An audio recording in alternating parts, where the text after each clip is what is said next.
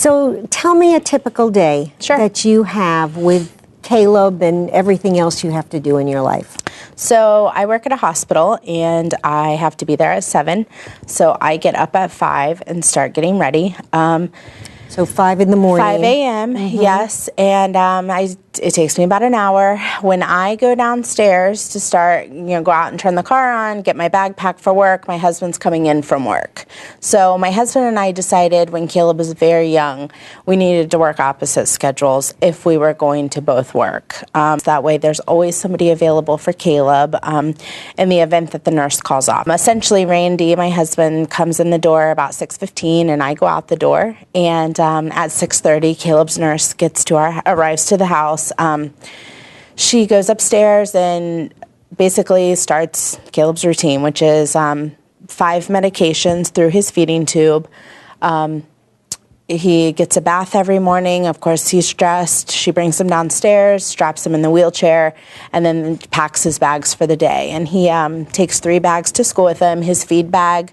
He also has a drain bag, so both of those bags are one bag. He has a communication bag that he goes with, and then, of course, his book bag full of change of clothes and his medical kind of supplies. So he catches the bus at 7:30, and then the nurse leaves. After she leaves, my husband takes our 2-year-old, Caleb's brother, to daycare and drops him off. Grayson, right? Yeah, and Grayson, yes, Grayson's his name, and drops him off for the day, and then my husband comes home and sleeps. And then Caleb gets home off the bus about 3:30. So the nurse will come back and arrive at the house about 3:15, and she waits on Caleb. Caleb has a key in his book bag, so my husband, doesn't need to get out of bed to come down and unlock the door. They just wait on Caleb to get home, gets his key out of the book bag. They go in and start his afternoon routine. As soon as he comes in, they change him, read his communication log from school, a communication book his teacher writes every day. We write back and forth. So she'll read that and just make sure there's nothing she needs to know, immediately regarding medications or something like that she may have given right before the end of school, because that'll tell us a lot about how his day was. She tells us some of the activities he did that day, and then she'll start his therapy, because we do therapy with him every evening. And what is this therapy consist of? We have wood floors, so it's putting mats together and just getting down on the floor and stretching him.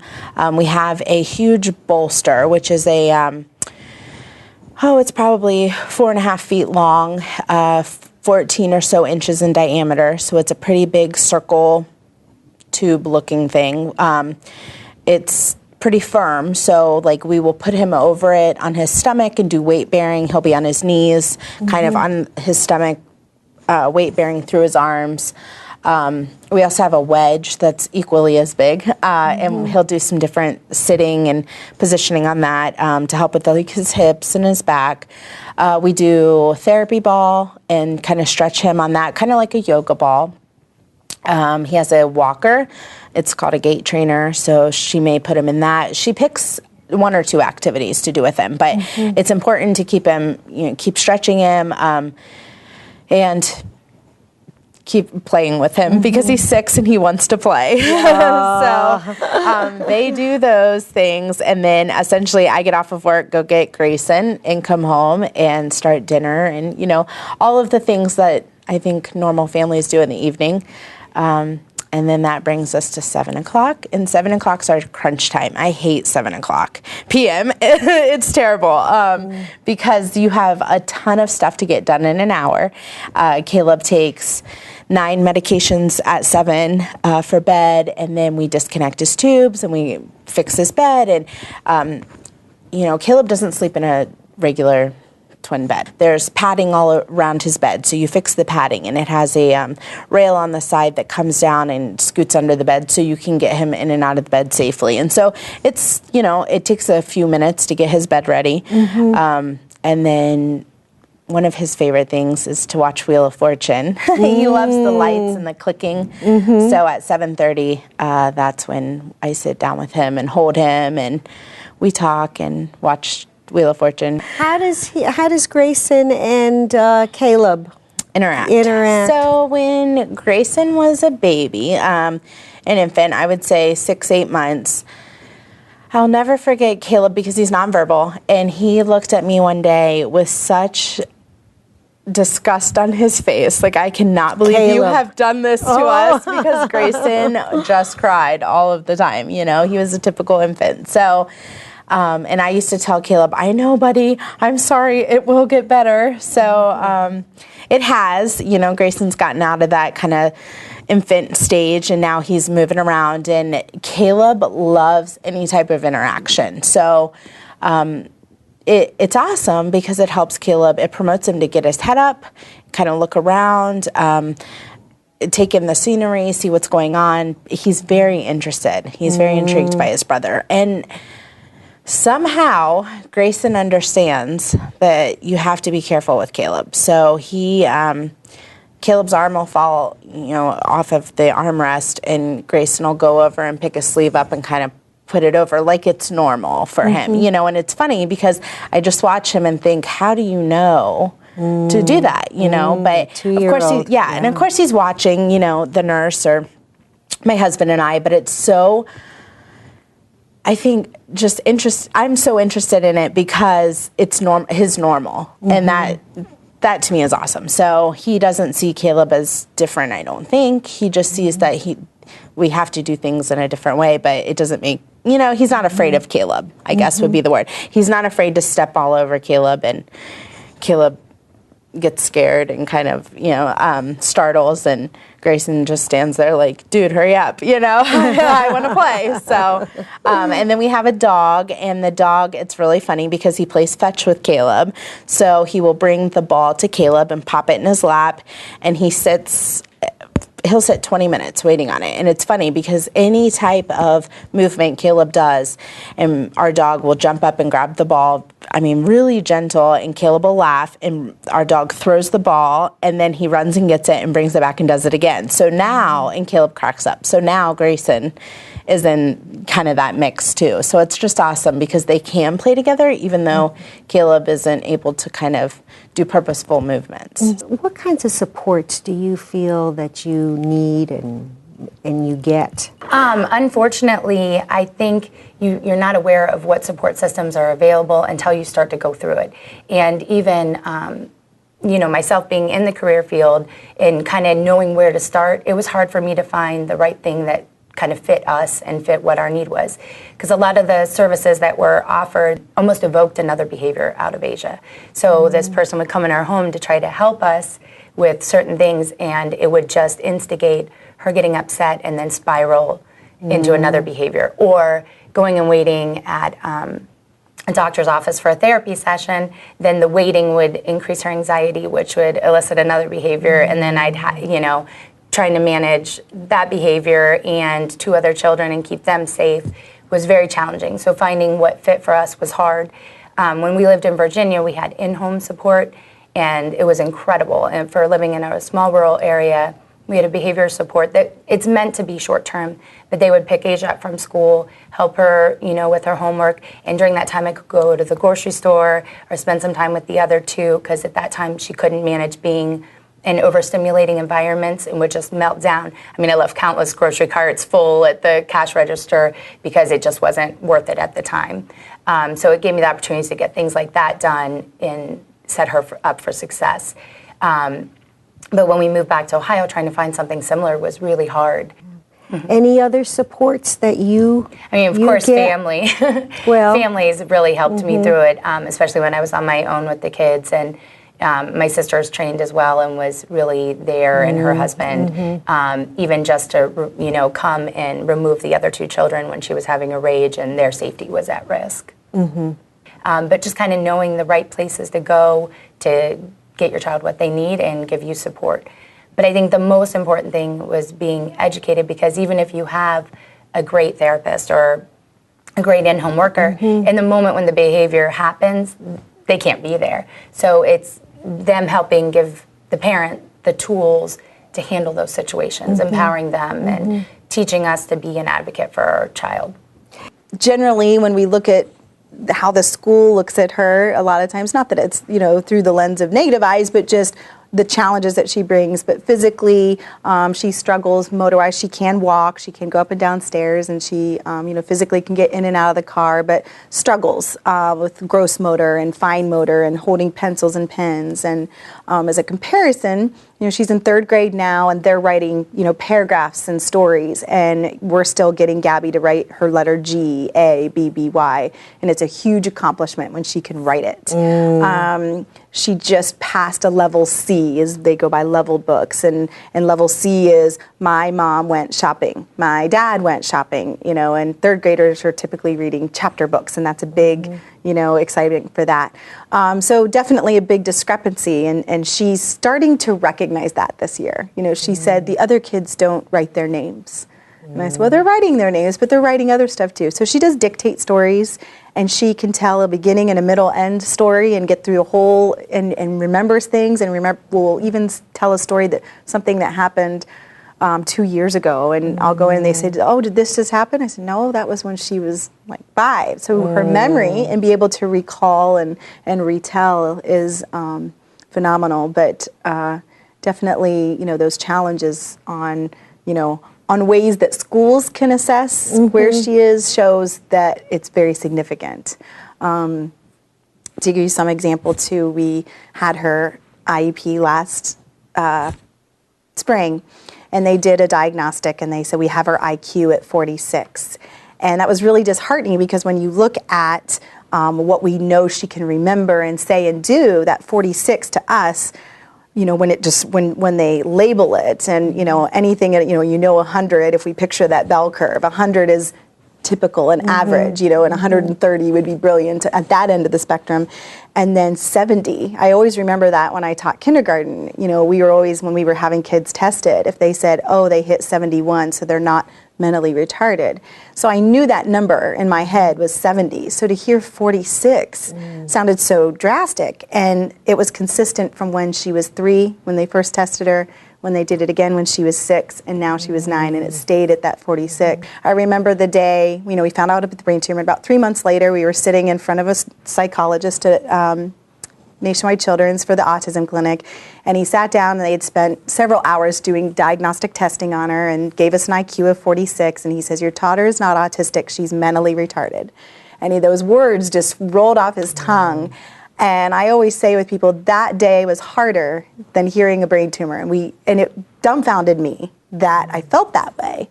Because I thought, well, of course, a brain tumor should be devastating. That's life-threatening. Mental retardation is not a life-threatening condition. But, I processed later, and of course she was 3 and she's 9.5, almost 10 now, that, over years of processing, I thought, I think I felt that way because I knew a brain tumor could possibly be treated with chemo, which it was. She went through a year and a half of chemo. Or it could be taken out maybe. But I knew in my mind, mental retardation could not be fixed, and that I was going to have to deal with that and deal with cognitive delays and advocating and everything in a whole different journey than what my typical daughters would go through forever. Right. That was forever. I was just sharing a story the other day. We were driving in the car, and she goes, I want to drive a car. My first reaction, anytime now Gabby says something she wants to do, and I should backtrack, when we heard that IQ 46, the psychologist very plainly just says, which means she'll never be able to drive a car or balance a checkbook. And it was just this, that's what she'll never be able to do. And you're just looking at them going, okay. So this whole car and checkbook thing, rolls in my mind. And so when she says she wants to do these things, like I want to be a mom, or I want to babysit, or I want to drive a car, I immediately go into mom grief mode, which is, she won't get to do those things. And so I get mad that I feel that way, but then I think, I got to be realistic. And then it goes the whole little cycle. And I said, well, Gabby, maybe you'll drive a car. And then she goes, and I'm going to go to college. And so now the past week it's been, I'm going to go to school so I can go to clown college. So has she always been in an inclusive classroom? Actually, no. When she first started here, when we left preschool, I should say, she immediately was placed in an IEP when we started that process, and she started at here in Newark, Ohio. We had a school called ES Wyant, which was preschool throughout Newark City Schools District, where we all went into one building, and it was typicals and typical developing students and children with disabilities. And it was 50-50. So I remember at the time when it started being very new to special ed thinking, this is great. We're, special ed kids get to be with all the typical kids, and thinking that was the standard. So she went through 3 years of preschool, and I kept her until she was 6 so she could start kindergarten a little bit older. And we were sitting down for the IEP coming into kindergarten here at Legend. And there was a multiple handicap unit here at Legend at that time when she was starting kindergarten. And they said, no, based on this IQ and based on her toileting issues, she will be in the multiple handicap unit. And it was another grieving, no, I don't want her in there. I want her with to be in a regular class. She's been with these typical kids. And being a mom, I'd seen all the great, brilliant, smart things she could do and thought, they need to see that. They need to see that she can do those things. But I didn't know how much to push or if I had the right to say, I want her to have an aide or I want her to. So we came here to Legend, and her sisters were here at school as well, and she did go in the unit, is what they called it. And there were 10 kids in there, and some of them were definitely more severe than Gabby, and it was very depressing. It was depressing for me. The only thing at the time we were able to advocate for was, I said, I want her to spend time in the kindergarten classroom every single day. So what we agreed to was an hour and a half, and that meant one of the aides of the multiple handicap unit would go accompany Gabby to the kindergarten room and stay there, and that was in her IEP at the time.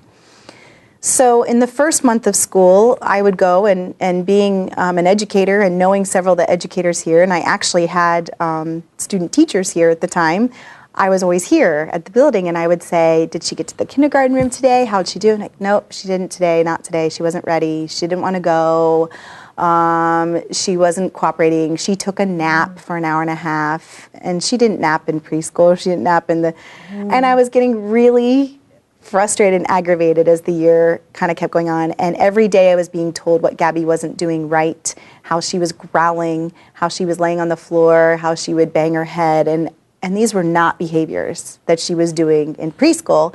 And then I remember thinking, when I taught kindergarten, I had parents tell me that my kid didn't act this way in preschool, but he's acting this way in kindergarten. And I thought, I don't want to be that mom, and I don't want to be that teacher. And so it was really a challenge having kind of a dual role of educator and parent. And so I kept my mouth quiet. We kept a daily log with the teacher, and almost every day it was what Gabby did wrong, and she wasn't learning her address, and she wasn't writing her name, and and it became a source of huge frustration. So finally in January I said, enough's enough. They had not gotten her, and I discovered through Ohio Coalition for Education, when I called, I said, I'm really frustrated. My daughter's IEP says she should be going to kindergarten every day, and they're not taking her. And when I go to say something, they said, there's not enough aid support, so you go complain to the administration and get enough aid support, then we'll take her. So when I called them, they said, well, technically, and I didn't, this is informative, they said, if your daughter's IEP said an hour and a half every day and they are not taking her, the district owes you that time. So I added it all up, and it came to about 50 hours. So I thought, okay. So I called or spoke with the special ed director. I said, I don't want to be one of those parents. And then there's that theme in a way. You don't want to be that parent. I didn't want to be the complaining mom. I wanted to be the collaborative, cooperative mom. So I called him. I said, look, you guys technically owe me these hours, and I'm willing to overlook them, because technically you'd have to provide a tutor at $30-some an hour, and that's a lot of money. So I'm willing to overlook them if you can ensure me that Gabby will be in the kindergarten room half a day now. I'm not even okay with the hour and a half. I want to change the IEP. And then we all met. We adjusted the IEP. It was half a day starting in January. Well, by February, I felt it was going really well. The aide that was accompanying her was seeing amazing things. She was singing songs that the kindergarten kids were doing. She had made a friend. So I was starting to feel really encouraged and bolstered by it. So I went to the conference, and I sat down with the teachers and the special ed teachers at the time, and they said, you are hindering Gabby's progress by making her go to the kindergarten room, because we can't meet her goals. If you continually demand that she be in the kindergarten room, then we shouldn't be responsible for her goals. And I got so fed up, I said, fine, don't worry about her goals, because socially she's growing. And one of the aides says, well, the kids are just doing her work for her. She's not learning anything. They're just doing it. They're just writing her letters for her and showing her. And I said, well, at this point, socialization is so important to me. And they said, well, we didn't know you didn't care about academics. I guess if you don't care about academics and all you care about is socializing, then fine, we'll let her go. So it was not a pleasant meeting. And I have two older girls that are, straight A students, and it was very uncomfortable having a bad parent-teacher conference. And how do you feel about the types of services that are being provided for her? She's really come a long way, because there was a time she was in a completely self-contained ED, emotionally disturbed classroom, and had a lot of really aggressive behaviors, and caused physical harm to the teachers and got suspended. And so the fact that she's able to be successful in a classroom with other children is remarkable. And for the first time this year since she was in first grade, we have academic goals, not just behavioral. So that was really big. And they were worried how I was going to take that she was functioning 3 grades behind. I was like, you have academic goals on there? They didn't realize how empowering that was, and what a milestone for us that was, that we had kind of gotten her more regulated. And the progress Gabby made from February until May at the end of the year surpassed anything she had ever done, being in that typical classroom. To me, the biggest accomplishment was last year when Gabby was invited to a birthday party on her own accord. The mom specifically got my phone number and called me and said, we really want to have Gabby. I don't know what Gabby's disability is, but my daughter can't stop talking about her, and we want her there, and I don't know, is there any special instructions I need? And I kept thinking, I didn't set this up. They reached out to me. Wow. Typically it was my older daughter's friends that were doing things with Gabby or coming to birthday parties. It wasn't, that. So, and I thought that was, to me, inclusion at its best. Now, you said you're an early intervention teacher. How do you see that role and your role as a mother intersecting? They've merged a lot, and they continue to. I really know what it's like to be in their shoes, and it helped me understand more of what my families needed from me as their teacher. Also, it did kind of divert my career path, because Asia started exhibiting a lot of behaviors when she was 4 or 5, and I didn't know how to handle them, coming from a very developmentalist approach and child-led and following their lead and this real naturalistic learning, and she was walking all over me, and I couldn't manage her behaviors. So I actually changed my career path, and I started studying children with autism, and I got trained in behavioral interventions and behavioral strategies and doing in-home care with kids with behavioral disorders. It not only helped me professionally, but also personally, to be able to handle and manage her behaviors at home. And what kind of advice would you have to develop partnerships? First and foremost, I'm like, get the dialogue going, even if it's those handwritten notes. I always, if my daughter's teacher hasn't established it, I immediately send a notebook and say, can this be our communication log? Because sometimes it's just a quick note. Gabby had a rough night, or Gabby's in a bad mood today, just warning you. And things like that, things that, I tell parents, you need to be present. They need to know you, because sometimes you're, trying to bridge past that fear of, oh, they're judging me, or, I don't know as much as them. The first thing I say to parents is, no one will ever love or care for your child as much as you do. No one. Okay, they care about what they're doing, but this is another patient, just like for my kids' teachers. They may love these kids, but it's still another student. I care that much about her, and I care that much about her progress and her health and her, so I have to advocate. Nobody will do it for me. So I'm always strongly telling parents, you have to, and then I also share with teachers, when I can, that they do care. Don't make the assumption they don't. That even when things are going smooth, I get nervous at the end of the year going, I have to do this all over again. Hope that they get to know Gabby and the real Gabby that I know. Hope that they don't immediately see the deficits and everything that she can't do. With Caleb's diagnosis, he is nonverbal, and often we heard when he was younger, don't expect him to ever talk or understand what is going on, or even engage in any type of interaction. So I don't know, as a parent, you believe, I think, the specialist and, the doctors, and they're not saying it to be mean, but statistics show that that is the outcome of, this type of injury.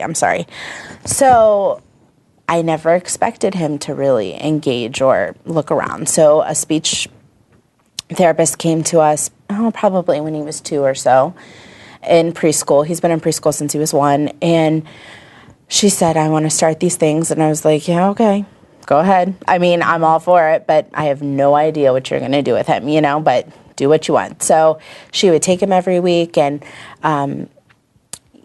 kind of figure out, essentially, at the beginning it was figuring out, can he move his head on purpose? Can he move his arms on purpose? And she started explaining to me all of the different kinds of things that special needs kiddos can use, one being switches. And when she said switches, I thought of like a light switch. I had no idea what she was talking about. And she pulls out this circle, little flat thing with a cord on it and said, this is a switch. And I'm like, okay. And so, she kind of gave me a crash course on it. And so when he was 2 through, of course, now he's been using switches. And essentially what that does is he's able to activate the switch. He uses his head best, purposeful movements with his head. So we hook a switch to an arm. The arm's hook behind him. If he's in his wheelchair or a seat at home, we hook these they're called gooseneck arms, behind him, and we bring him up around the back of his head, and we Velcro these little switches on, and we plug these switches into a computer. And let me think of a game. He plays this nursery rhyme game, and he picks 2 different stories, Humpty Dumpty or Three Little Pigs. So he'll pick between those 2.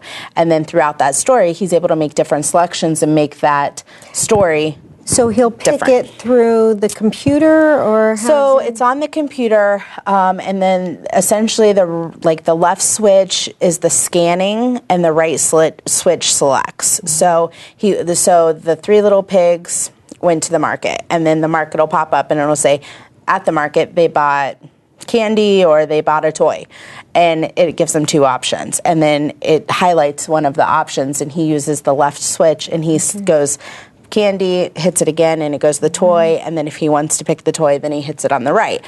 This story is, the narrator has a accent from England, and Caleb thinks it's hilarious.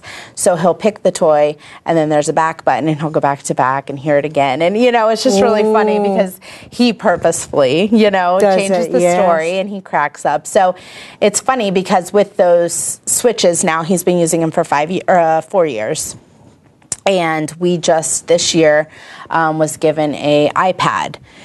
And with the iPad, he's able to do all of these things and even more. So now we can buy apps as opposed to buying these computer games and, downloading the games and, it didn't work, or, there's all these different apps now. And so he got it for Christmas, and we hook the switches into a Bluetooth switch adapter, and that's how he activates it. But that said, so there's also a communication app, and so that's how he is able to communicate with us with these switches. So he's able to tell us a lot, and we ask him things. And prior to the whole technology part of it, we were using a flip chart that the speech pathologist had put together, and they used it at school too, and it's better than nothing. It's a lot of work, flipping back and forth and waiting for him, because with a flip chart, you don't have a switch to select. So you're waiting for him to give you any idea that,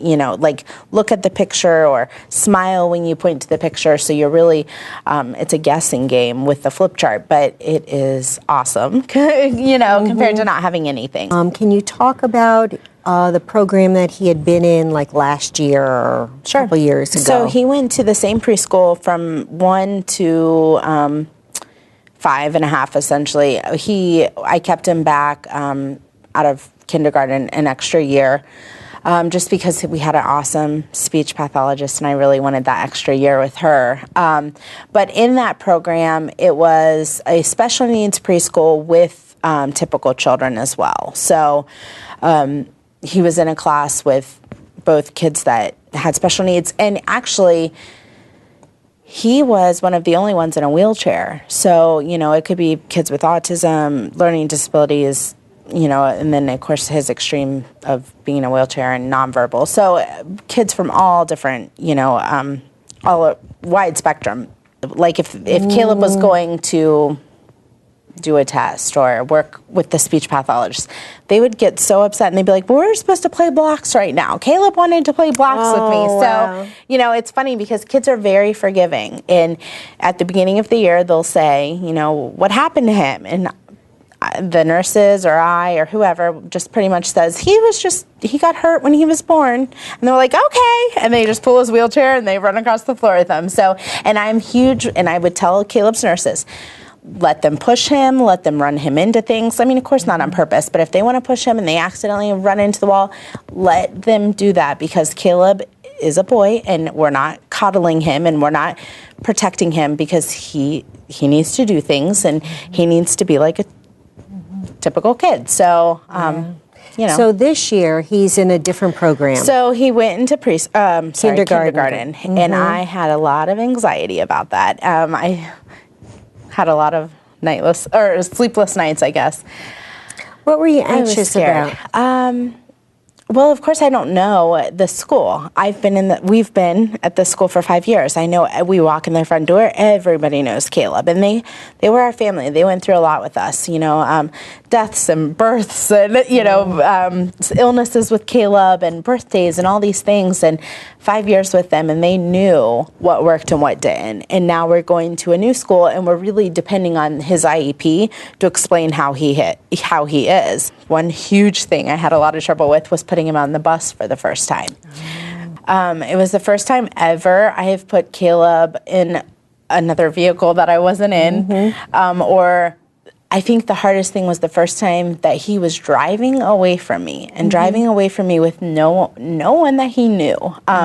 So he had a nurse that went to preschool with him, and I transported, and of course I drop him off at the front door, and the nurse that's been with him for a couple of years goes in with him and spends the morning with him in preschool, and I pick him up.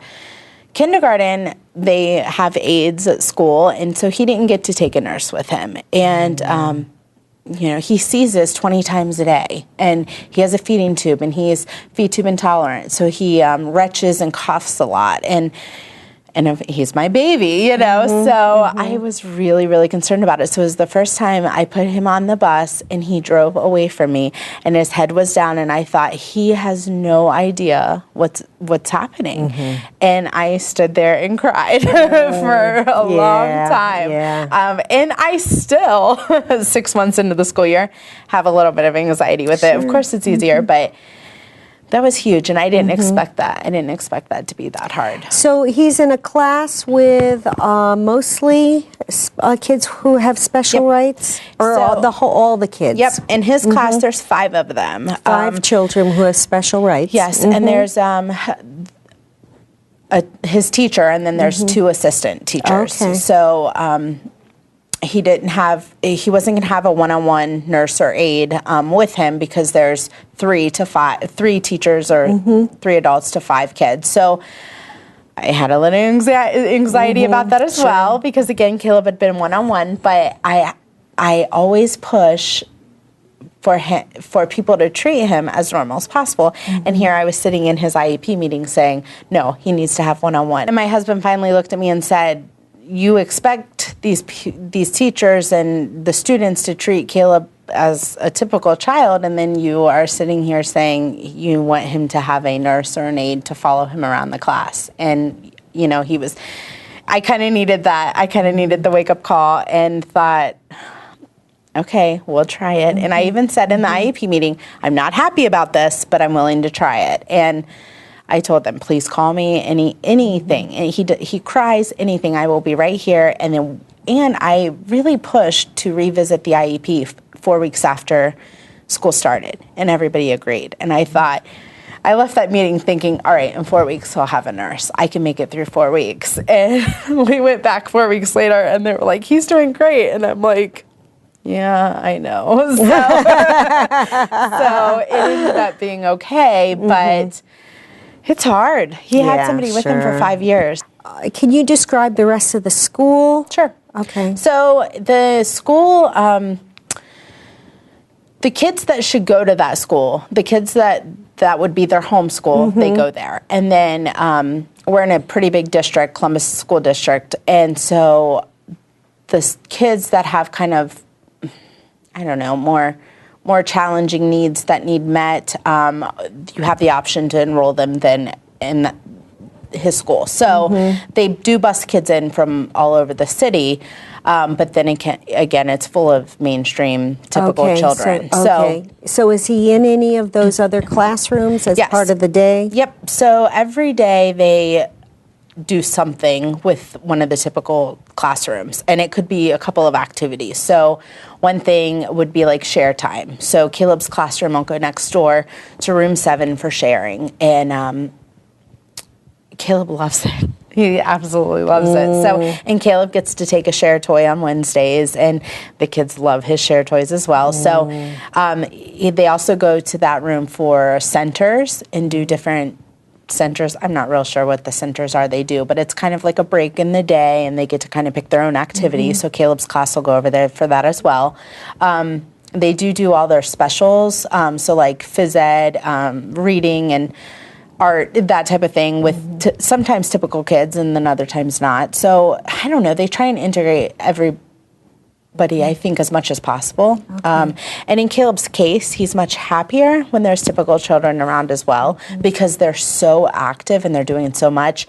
It really promotes him to get his head up, and he's really nosy. So it's funny because you can see him kind of start to look around, and it's just great because we're working on head control. That's one of his goals, and getting his head up. So I think the teachers make even more of an effort for Caleb to get him around those typical kids, because therapy-wise, it's great, you know, and so, and then OT, PT, and speech then come into the class as well, and they take him out of the class. Talk about what you all do as a family. So it's a challenge.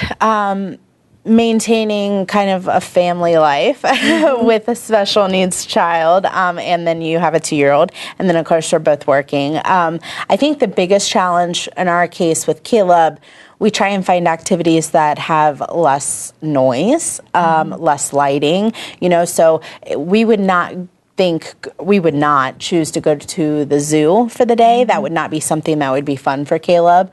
Instead, we would go to like an indoor science museum, you know, and try and pick larger venues to do things, so we can kind of walk away and kind of escape if it's too much, you know, sensory overload for Caleb. I think I seek out a lot of the free activities, because an example, we paid to go see Sesame Street Live, and Caleb had a seizure as soon as we got there. So, and the tickets were like $35 a piece. In our community too, I've been, just in all, they do a lot of sensory, they call it like sensory shows or sensory visits. So they have like a sensitive Santa visit every year. So the mall, like Polaris, will let special needs kids or autism kids come in before the mall opens, and they don't have their music on, the lights are lower, and you can see Santa. So that's the only way Caleb gets to see Santa, because we just can't do it with, you know, the whole crowd. So a movie theater does the same thing, and they keep their lights turned up a little, because in the dark it's just too much for Caleb. So there's that fine balance. It's either too bright or too dark. Any reactions that you get in public with Caleb? Tons. So he wears braces on his hands and feet to help him with contractures. And I will never forget, we went into Walmart one day, and this lady walked up and said, "What's wrong with him?" And I'm like, "What are you talking about?" And I'm looking at his outfit, I'm checking his nose, like, does he have something on his mouth? And she's like, "What are them things on his hand?" And it was terrible. And I was so upset, and I looked at my husband and I said, "What is she talking about?" And he's like, "I don't know." And she said, "Those things right there." And she points to his braces and she starts pulling on him. And I said, "I don't know. The doctor just told me to put those on him one day. I shouldn't." And I just turn around and walk away. People are not shy at all. And it's hard. It's a huge challenge. And again, going back to, kids are very forgiving. Adults are not. So an adult will say, "What's wrong with him?" and keep going, where a child is like, "Oh, okay, who cares? Bye." You know, it's just so... he has a small head, so we get that a lot of times. What's wrong with his head? Why is his head so small? Why is his ears so big? And it's lack of education, you know. So I think it's huge and awesome and wonderful that we're teaching these kids at a young age and with inclusion and full inclusion, or, you know, not full inclusion, whatever, just exposing typical children to children that have special needs or special rights is huge, because I think it's going to just help the future. These, you know, make people more aware.